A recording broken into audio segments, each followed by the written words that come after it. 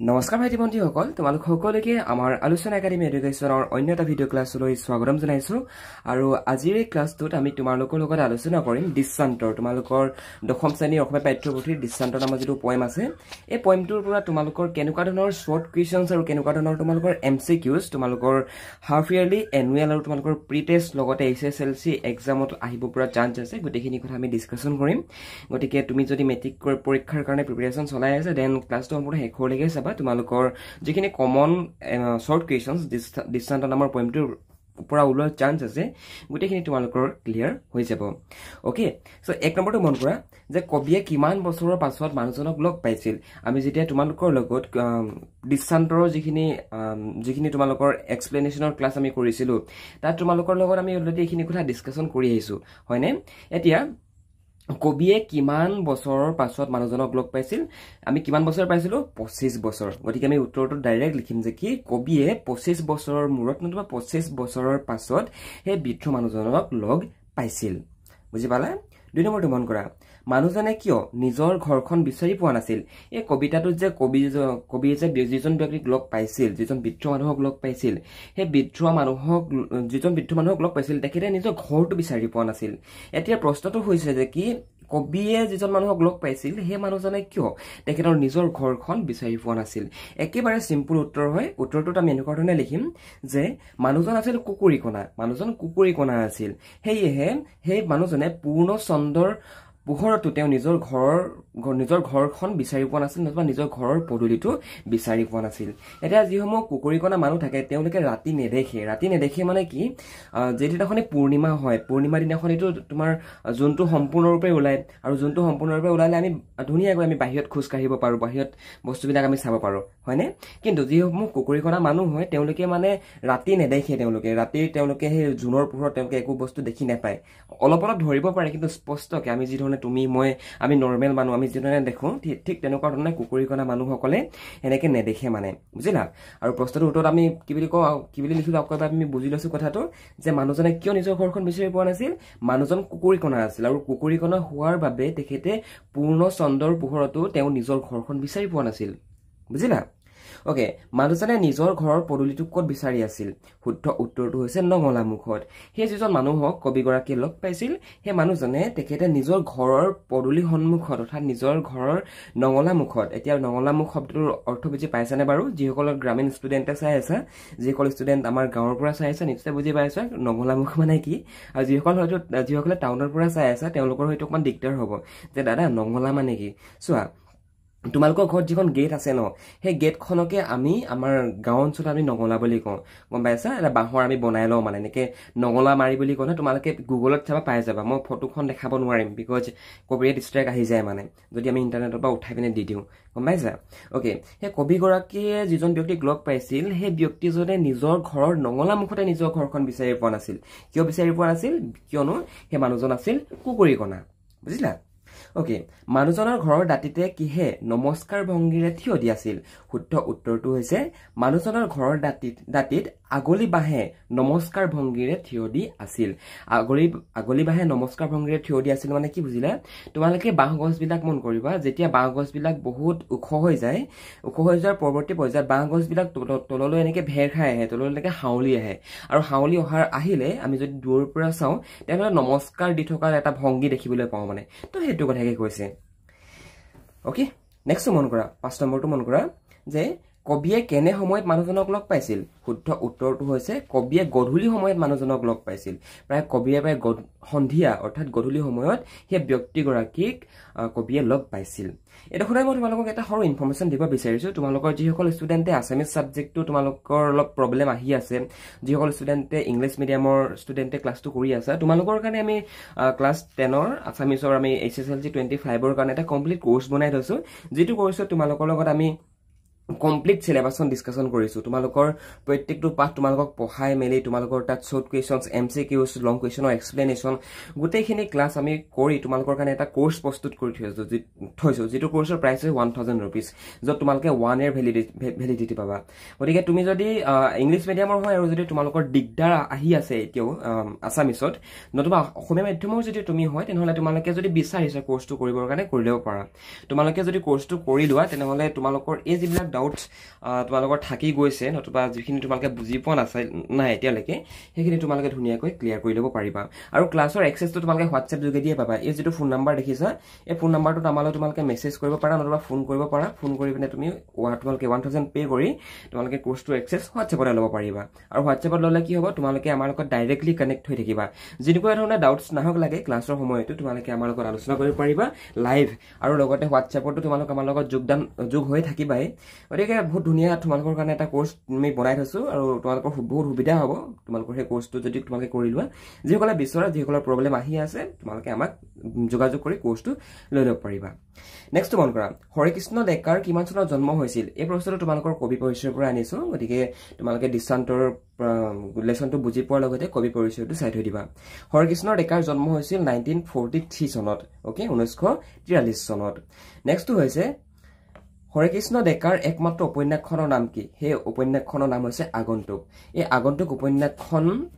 হৰেকৃষ্ণ ডেকাৰ এখনে উপন্যাস মানে একমাত্ৰ উপন্যাস তেখেতে মাত্ৰ এখন উপন্যাসে লিখিছিল আগন্তুক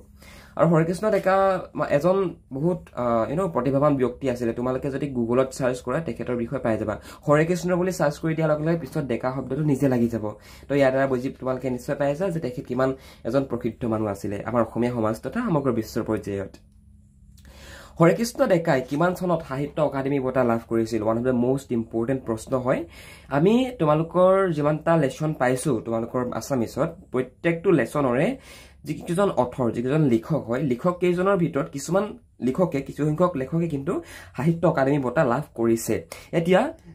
আমি প্ৰত্যেকজন লেখকৰ কথা আমি চাব লাগিব যি ধৰণে দৃষ্টান্তৰ পইণ্টত আমি হৰেকৃষ্ণ ডেকাদেৱৰ কথা চাই আছো নহয় জানো যে কি হৰেকৃষ্ণ ডেকাদেৱে কিমান চনত সাহিত্য অকাডেমি বঁটা লাভ কৰিছিল ইয়াৰ শুদ্ধ উত্তৰটো হৈছে 1987 চনত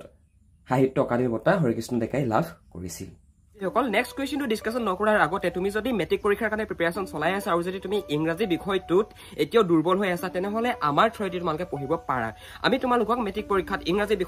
বিষয়টোত কেনেকুৱা তোমালোকৰ কুৱেশ্যন আহিব তোমালোকে কোনখিনি গ্ৰামাৰ চাই যাব লাগিব তোমালোকে কুৱেশ্যন আনচাৰ পেটাৰ্ণবিলাক কেনেকৈ লিখিব লাগিব সকলোখিনি কথা আমি আমাৰ পাৰ্চনেল অনলাইন কোচিঙত আমি শিকাওঁ গতিকে তুমি যদি মেট্ৰিকৰ এজন কেণ্ডিডেট হয় আৰু যদি তুমি ইংৰাজী বিষয়টোত এতিয়াও ক্লিয়াৰ হোৱা নাই তেনেহ'লে তোমালোকে আমাৰ থ্ৰুৱেদি যদি বিচাৰা পঢ়িব পাৰা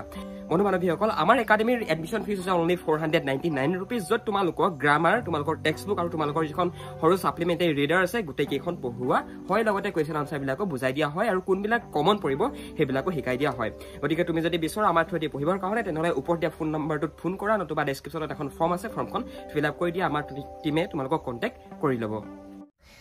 2010 চনত কোনে অসম উপত্যকা সাহিত্য বঁটা লাভ কৰিছিল উত্তৰটোত আমি লিখিম হৰেকৃষ্ণ ডেকা এটা সাহিত্য অকাডেমি বঁটাও বেলেগ আৰু অসম উপত্যকা সাহিত্য বঁটা এইটো বেলেগ কিন্তু দেই এই দুটা এৱাৰ্ড বেলেগ এৱাৰ্ড হয় তোমালোকে আকৌ সাহিত্য অকাডেমিৰ লগত এইটো কম্পেয়াৰ কৰি নিদিবা 2010 চনত সাহিত্য অকাডেমি বঁটা লাভ কৰিছে বুলি লিখি নিদিবা তোমালোকে সাহিত্য অকাডেমি লাভ কৰিছিলে 1987ত বহিত নোট কৰি ল'বা প্ৰশ্নবিলাক আৰু পিডিএফটো যদি ডাউনলোড কৰিব বিচৰা ডেছক্ৰিপশ্যনতে লিংক পাই যাবা চিন্তা নকৰিবা আৰু 2010 চনত তেখেতে পাইছিলে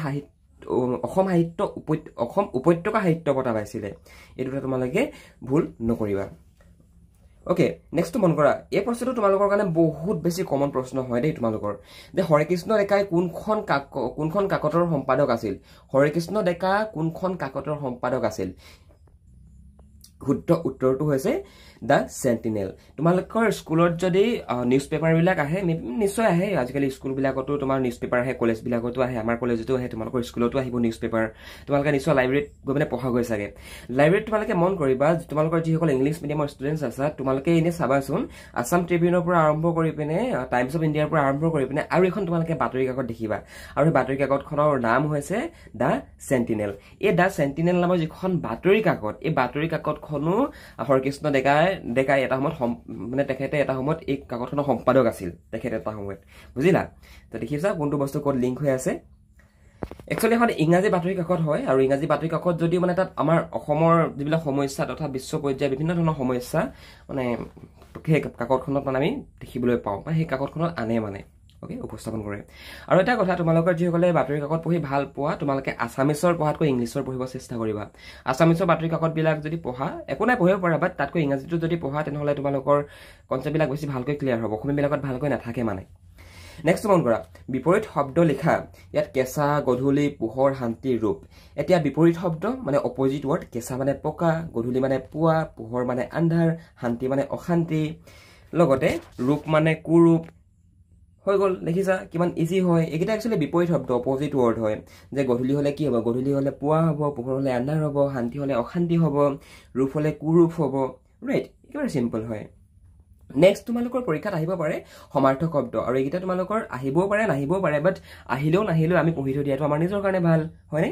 সমাৰ্থক শব্দ লিখা জোন ঘৰ দাহ উভতি জোন মানে হৈছে চন্দ্ৰ সমাৰ্থক শব্দ মানে সিমিলাৰ ৱৰ্ড ওকে মানে চন্দ্ৰ মানেও আমি জোনকে বুজো জোন মানেও আমি চন্দ্ৰকে বুজো হয়নে মানে জোন মানেও চন্দ্ৰ চন্দ্ৰ মানেও জোন একেটাই হয় গতিকে এইবিলাকেই হৈছে সমাৰ্থক শব্দ তোমালোকে আকৌ মানে এই কনচেপ্টটো তোমালোকে ভুল নকৰিবা বহুতে বুজি পায় সমাৰ্থক শব্দ মানে কি সিমিলাৰ ৱৰ্ড মানে কি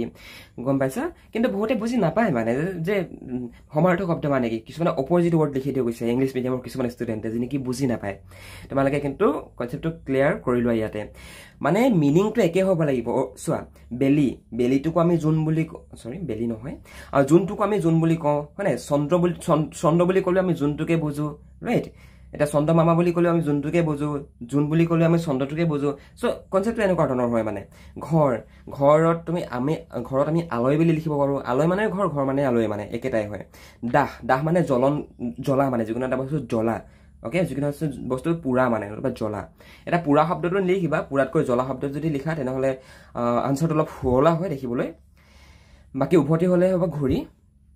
ওকে চ' ভাইটি ভণ্টিসকল তোমালোকে এইকেইটাই চাবা পৰীক্ষাৰ কাৰণে কমন শ্বৰ্ট কুৱেশ্যনছ আৰু MCQ আৰু অলৰেডি তোমালোকৰ পাঠভিত্তিক গোটেইখিনি প্ৰশ্ন উত্তৰ আমি ক্লাছ কৰি আহিছোঁ আমি এই ক্লাছটো জাষ্ট তোমালোকক আমি শ্বৰ্ট কুৱেশ্যনছখিনি দেখাইছিলোঁ যিখিনি নেকি তোমালোকৰ কাৰণে কমন হয় আৰু গোটেইখিনি কুৱেশ্যন আনচাৰ আমি অলৰেডি পঢ়াই ক্লাছ কৰি আহিছোঁ গতিকে তোমালোকৰ যিসকল ষ্টুডেণ্টছে ক্লাছটো কৰিব